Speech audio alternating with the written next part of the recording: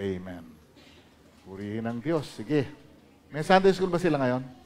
Parang wala kasi antindi ng ng fumes kanina sa baba, no? So, kasama natin sila ngayon. Mag-worship. Sige, tayo natin mag-settle down.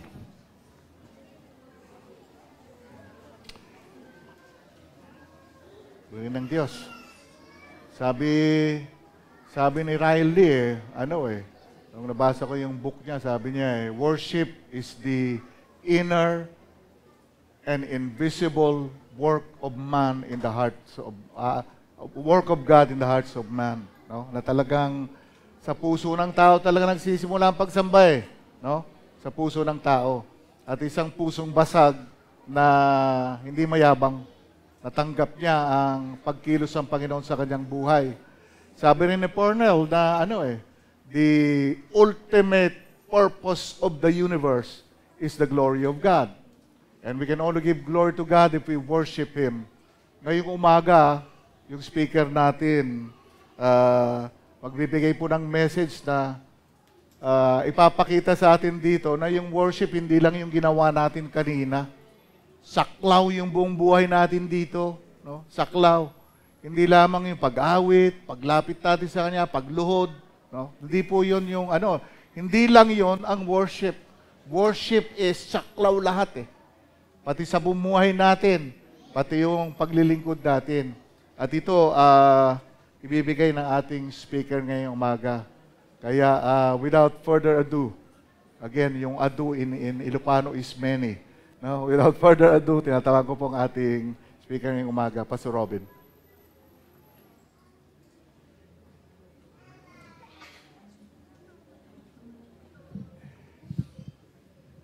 Gusto ko po kayong batiin ang isang pinagpalang umaga. Ang ganda ng ating mga pag-aawitan ngayon. Talagang nakatuon sa Diyos yung ating pag-aawit kanina. Nakakagalak. At lalo magpasalamat tayo dahil kasama natin ang Diyos sa ating kalagitnaan. Amen. So magandang umaga pong muli.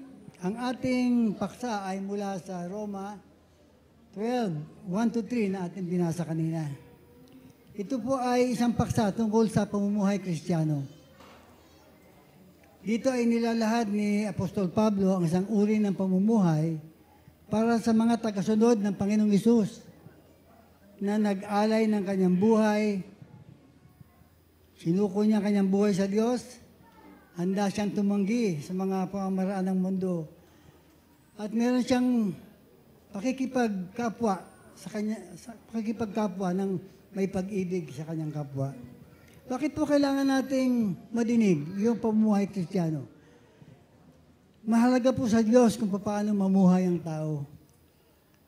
Marami ang lumalakad sa kadiliman, nakikinig sa payo ng mga makasalanan, at sumusunod sa daan ng mga sumasamba sa Diyos-Diyosan. Alam nating maraming Diyos-Diyosan dito sa ating kapaligiran.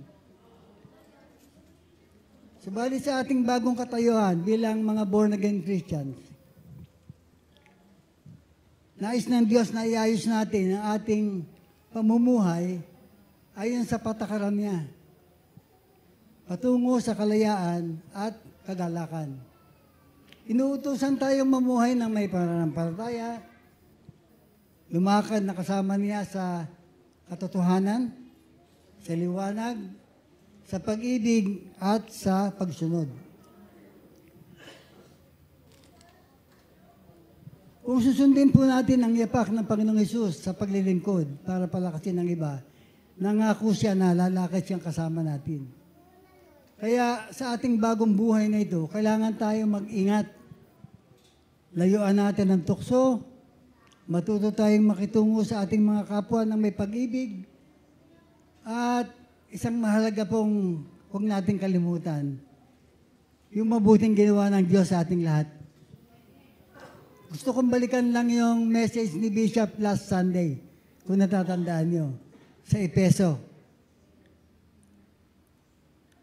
Ano yung nakalagay doon sa Epeso, pinag-aralan natin? Doon nahayag yung masama at miserableng kalagayan natin sa paningin ng Diyos. Di ba? Nakababasa natin sa verse 12, tayo'y patay sa espiritu. Ngayon nabubuhay tayong lahat. Ano? Walang pag-asa, walang Diyos. Hiwalay tayo sa Diyos dahil sa kasalanan. Pero pagdating sa verse 16, mayroong silahis ng pag-asa. Ang sabi doon sa verse 13, ngunit ngayon, dahil sa inyong pakikipag-isa kay Kristo Jesus, tayo'y muling binuhay, tumanggap ng masaganang habag, at pinalaya tayo mula sa kapangyarihan ng kasalanan. Na magtiwala tayo sa Panginoon at tinanggap ang kaligtasang handog ng Panginoong Hesus. Naging bagong tao na tayo. Diba? Sabi nun sa 2 Corinthians 5:17, kabisado natin to eh. Kaya't ang sino mang nakipagsa kay Kristo Jesus ay siya ng bagong nilalang. Siya ay bago na. Nang tayo kanyang iligtas, hindi niya tayo iniwan upang manghula kung paano tayo dapat mamuhay. Ang dahilan po kung bakit patuloy na pinangangaral ng salita ng Diyos ay upang ito'y matutuhan natin.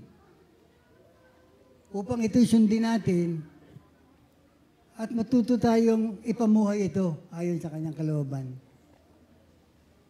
Sinulat ng Diyos sa Biblia ang mga prinsipyo sa bawat bahagi ng buhay upang maging gabay natin para matuto tayong mamuhay ng may pag-ibig sa Diyos at sa ating kapwa.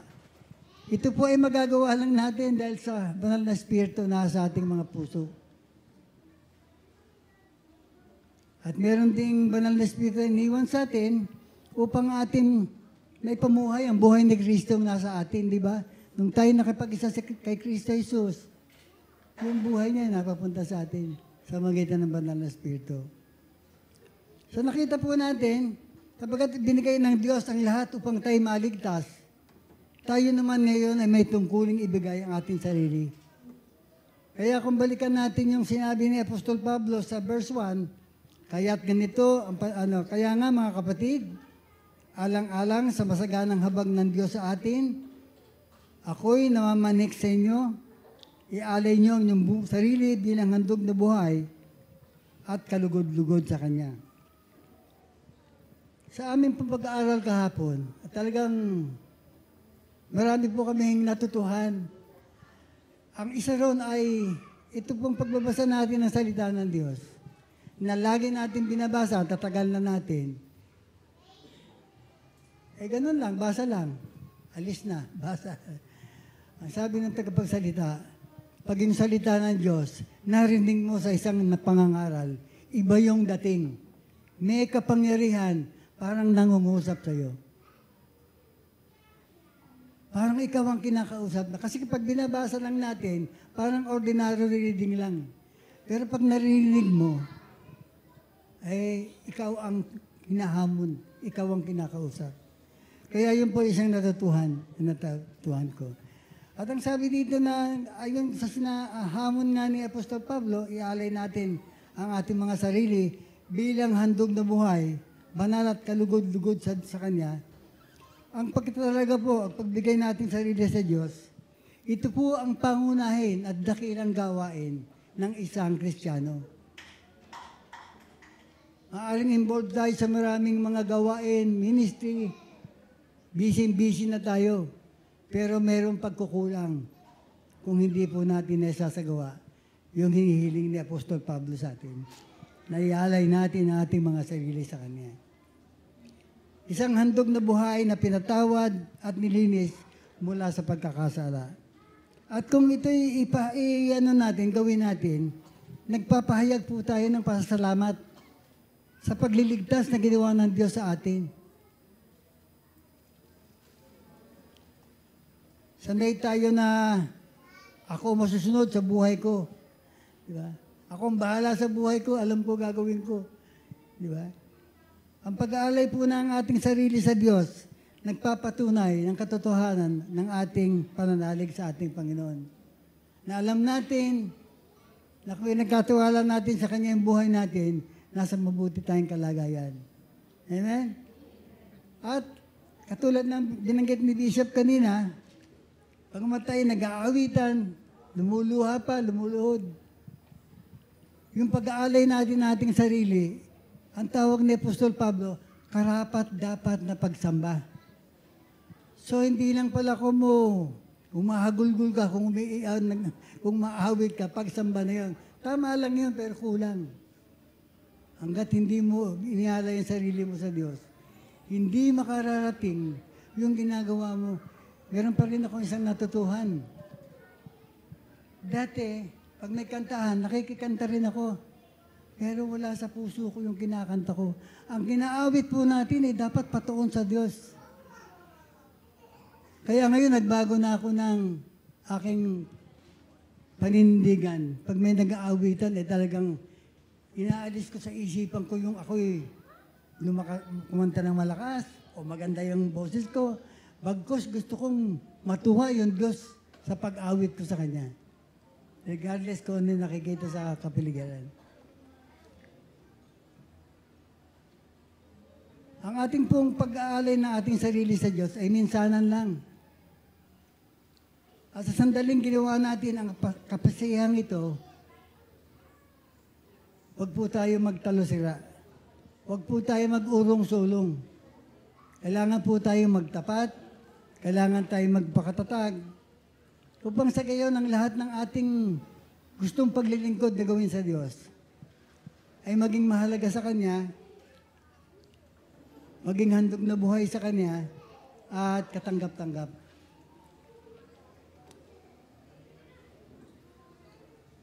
Tayo po ay iniligtas ng Diyos. At ang ating bagong buhay ay gagamitin niya upang magdala ng mabuting balita sa iba. Magiging matatag tayong magpahayag ng pagbabago ng Diyos sapagkat tayo naranasan na natin. Hindi tayo mag-aatubiling ipahayag ang mabuting balita ng kaligtasan. Sapagkat nakikita natin yung pagbabagong ginagawa niya, maranasan natin yung pagkilos ng Diyos sa ating mga buhay. Ganyan din po, gagamitin din niya yung ating bagong katauhan upang maging halimbawa sa mundo kung paano tayo mamumuhay na may kabanalan. Makikita naman natin ang kaibahan ng buhay natin sa buhay ng makamundo. Kaya nga, ang mga nakapaligid sa atin ay laging naghihintay na tayo mapintasan. Naghihintay na tayo ay makitang mali yung ginagawa natin. Pero hindi po natin gagawin yun sapagkat tayo sumusunod sa gabay ng Banal na Espiritu sa ating mga buhay. Pinapaalalanan po tayo bilang mga Kristiyano, may pananagutan po tayong mamuhay ng marangal sa lahat ng panahon. Hindi po tagulan lang o taginit lang tayo maging marangal sa lahat ng panahon. Kailangan po nagpapakita tayo ng paggalang sa ating pamahalaan. Law-abiding tayo. Hindi tayo sakit ng ulo ng ating pamahalaan. Ang sa gayon, nagiging magbuting halimbawa tayo dun sa anak. Kasi ngayon, lahat ng transaksyon ngayon ay merong under the table. Di ba? Yung simple lang na transaksyon may under the table. Pero hindi tayo po kakaisa doon. Hindi tayo, kahit na gusto nating mabilisan, hindi tayo papayag doon. Dahil iba yung ating nilalakarang buhay. Ang isang Kristiyano po ay nakikipag-ugnay sa kanyang kapwa ng may kahabagan at unawa. Hindi tayo nakikipagtalo, hindi tayo nakikipagtagisan ng galing. Unang-una sinasabi sa atin, pahalagaan natin ang iba. Huwag nating turing ang sarili natin na tayong mataas. Di ba? Di ba magandang paalala sa atin yun? At higit sa lahat, ang isang Kristiyano ay laging handang tumulong. Sumulong sa pasanay ng kapatid. Binanggit nung speaker na isa daw, dalawang magkapatira nag-uusap at yung isa ay nangangailangan. Sabi naman nung hininga ng tulong, kawawa ka naman, kailangan ng tulungan ka, ipagpipray kita. Hindi naman siya tumulong, pinagpray. Sabi ni Santiago, patay ang pananampalatayang walang kalakip na gawa. Tayo po ay inaasang tumulong sa abot ng ating makakaya. Hindi naman natin pinapasagot yung problema niya eh. Pero kailangan ipahayag natin na handa tayong tumulong. Ito po yung ilan sa mga katangian na dapat nasa ating mga puso. Hindi tayo sumasama sa lakad ng masama at patuloy tayong lumalakad sa diwa ng katotohanan. Sa verse 2, ang sabi ni Apostol Pablo, pangalawang panawagan niya, huwag kayong umayon sa takbo ng mundong ito. Mag-iba na kayo at magbago ng isip upang mabatid nyo ang kalooban ng Diyos kung ano ang mabuti, nakalulugod sa Kanya at talagang ganap. Ilang beses na po natin nabasa yan. Hello? Memory verse nga natin ito eh. Pero tumugon ba tayo ng ayon sa gusto ng Panginoon? Anong sabi niya, huwag tayong umayon sa takbo ng mundong ito. Tayo pong mga Kristiyano, inuutosan ng Diyos na mamuhay sa pag-ibig at pagsunod. Ang panawagan sa atin na huwag makiayon sa takbo ng mundo ay para sa ating sariling kapakinabangan. Upang hindi tayo maakit. Upang malayo tayo sa masamang pag-uugaling nakapaligid sa atin. Tayo mga nananalig sa Diyos ay namumuhay sa gitna ng mga taong hindi nagmamahal sa Kanya. Amen? Sa trabaho natin, sa eskwela, sa mga pamilihan, kahit saan, sa public area, siguro sa 100 tao, baka 5 lang kayong mananampalataya doon. So lahat ng mga gawin, makikita mo ron, talagang taliwas. Ano? Araw-araw, pinapaulanan tayo ng maraming makasarili at masasamang pag-uugali. Mga gawang salungat sa pamaraan ng Diyos sa pag-ibig at katotohanan. At kaya anong pinapaalala sa atin? Dapat tayong mag-ingat saan man tayo pumunta. Lalo na po yung mga kabataan. Diba? Ang dali mong masama doon sa mga gawa ng mga hindi mabuti. Dahil sa barkada, dahil sa nakikisama ka. Pero pinapaalalahanan po tayo. Huwag tayo makiayon sa takbo ng mundong ito. Mag-iingat tayo upang hindi tayo maakit na masamang gawain nakapaligid sa atin. Kinakailangan magkaroon ng malalim at panloob na pagbabago sa ating buong katauhan. Madali pong aminin na tayo ay tumanggap sa Panginoon, na tayo ay kasama sa isang church. Ang malalim po na pagbabago ay sinasabi mababasa natin sa Ephesians 4:22. Ganito po ang pinapahayag doon. Hubarin na ninyo ang dating pagkatao na nasisira dahil sa masamang pagnanasa. At isuot ang bagong pagkatao at magbago na kayo ng diwa at pag-iisip tungo sa pagkakaroon ng bagong kaisipan, bagong layunin sa buhay, at bagong pamaraan ng pamumuhay. Kailangan po nating pagbulayan ang salita ng Diyos. Kailangan nating pag-aralan at basahin upang malaman natin ang kanyang kalooban sa lahat na bahagi ng ating buhay. Katulad nga po ng napag-aralan namin kahapon, sanay na sanay tayo magbasa, chapter pa nga eh. Pero ang tinuro po sa amin, pag nagbasa ka, tanungin mo ang Diyos, magsalita ka po, Panginoon. Pag tayo nananalangin, tayo lang ang narinig eh. Di ba? Brother John, nanalangin ka. Lord, kailangan namin ng kagalingan. Kailangan natin ng... Hindi natin pinapakinggan ang sinasabi ng Lord. Tayo nagsasalita. napakagandang pong paalala na kung tayo nagbabasa ng salita ng Diyos, handa tayong makinig. Kasi yun ang gusto ng Diyos yung kaugnayan sa atin. Kaya nga, pinapaalalahanan po tayong kailangan nating basahin at pagbulayan ang mga salita ng Diyos upang malaman natin ang kanyang kalooban. Lahat ng bahagi ng ating buhay. Punuin natin ang ating pag-iisip ng sinasabi ng Diyos sa bawat bagay. Sa ganitong paraan po, tayo ay magkakaroon ng malapit na relasyon sa ating Panginoon. At yun naman ang gusto niyang mangyari. Yung, di ba kanina sinabi, sa lahat ng panahon, kasama natin ang Panginoon. Sa lahat ng sitwasyon natin, kasama natin ang Panginoon. Kinukonsider lang natin ang sarili natin na kasama ng Panginoon pag tagumpay Pagkalungkutan na, malayo tayo sa Diyos. Di ba? Pag may sakit ka, pag may kakulangan ka, wala ang Diyos. Sinisisi pa natin ang Diyos. Pero ang Diyos na nagligtas sa atin, kasama natin sa lahat ng panahon. Amen? Dapat po, yan ang sinasabi sa atin, pamumuhay Kristiyano. Sa mabuti man o sa masama, manatili tayong nakaniig tayo sa Panginoon. At alam natin ang Diyos ang may control sa lahat ng bagay at siya nagmamahal sa atin. Amen?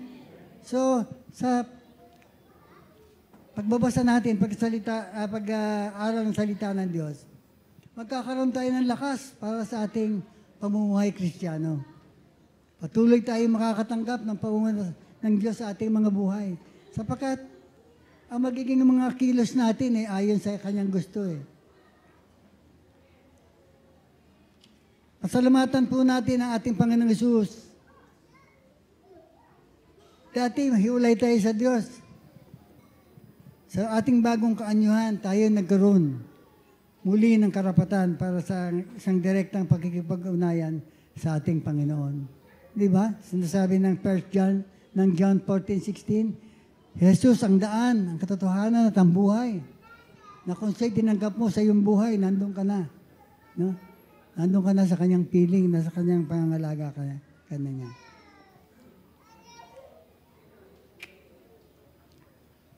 Lubhang maikli itong ating lesson, pero dalangin ko na ito'y mangusap sa atin. Ang layunin po ng Diyos sa ating kaligtasan ay upang matutuhan nating mamuhay na kasama siya at ang iba. Hirap po makipag-ugnay sa tao, lalo na kung kinainisan mo, hirap, no? Pero dahil sa Diyos na nasa ating mga puso, yung mga kinakaayawan natin, magugustuhan din natin yan. Sa yun po yung kanyang layunin. At bilang bahagi ng kanyang katawan, dapat po tayo maging mapagkumbaba. Namumuhi ang Diyos sa palalo. Hello? Wala po tayong mapagmamalaki. Kailangan tayong manatili makapakumbaba sa harap ng Panginoon. Patuloy na kilalanin natin na wala tayong magagawa kung wala siya sa ating mga buhay. Kaya nga po, bilang bahagi ng kanyang katawan, dapat tayong maglingkod sa isa't isa.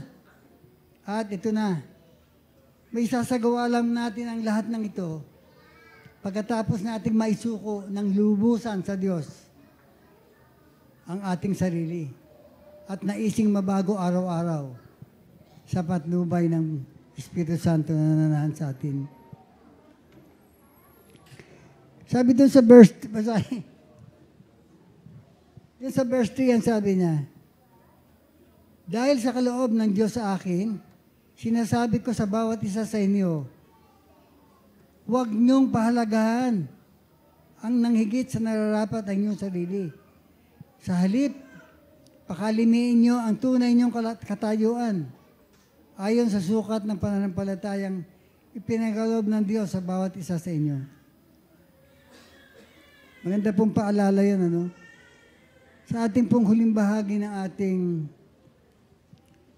pagsasama sa magang ito, gusto ko pong iwan sa bawat isa sa atin at ulitin yung panawagan ni Apostol Pablo.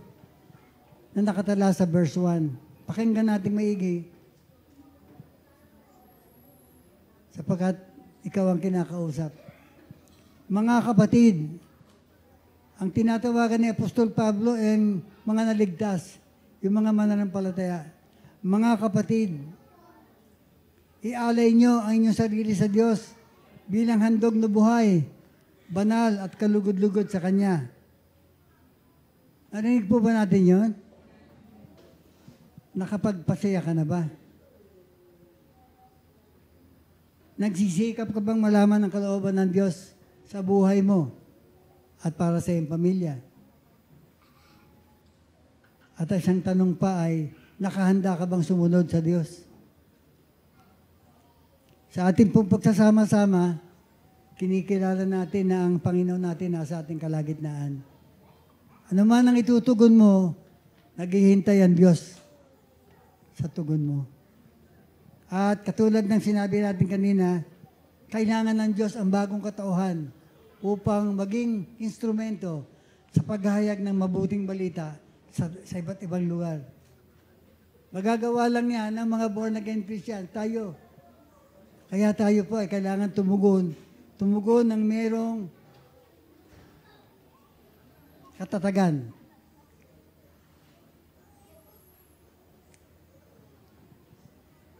Naghihintay ang Diyos sa ating tugon. Bagamat marami po tayong ka-involved na mga ministry, nalilibang tayo. Kailangan po unahin natin muna yung pag-aalay nating sarili sa Diyos. Nang sa gayon, ang ating mga ginagawa ay magiging katanggap-tanggap sa Panginoon. Idalangin din natin sa Diyos na patuloy tayong baguhin. Patuloy tayong gabayan.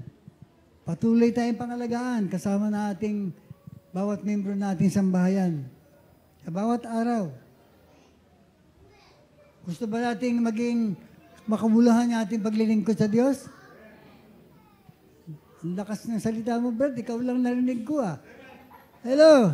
Gusto ba natin maging makabuluhan yung ating paglilingkod sa Diyos?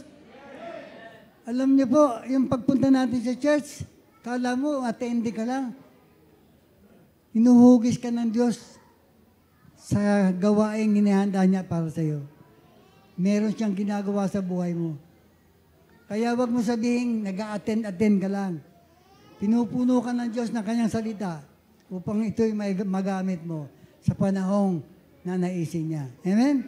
So, ang ating pong pagsasama sa umagang ito po ay dalangin natin na tayo ay patuloy na baguhin, patnubayan ng Lord, ang ating paglingkod at pamumuhay upang ito ay maging mabuti sa kanyang paningin, upang ito ay maging makabuluhan at katanggap-tanggap sa ikarangal ng pangalan natin, Panginoong Hesus. Maraming pong salamat. Sana po itaglayin natin ito sa ating paglabas. Amen.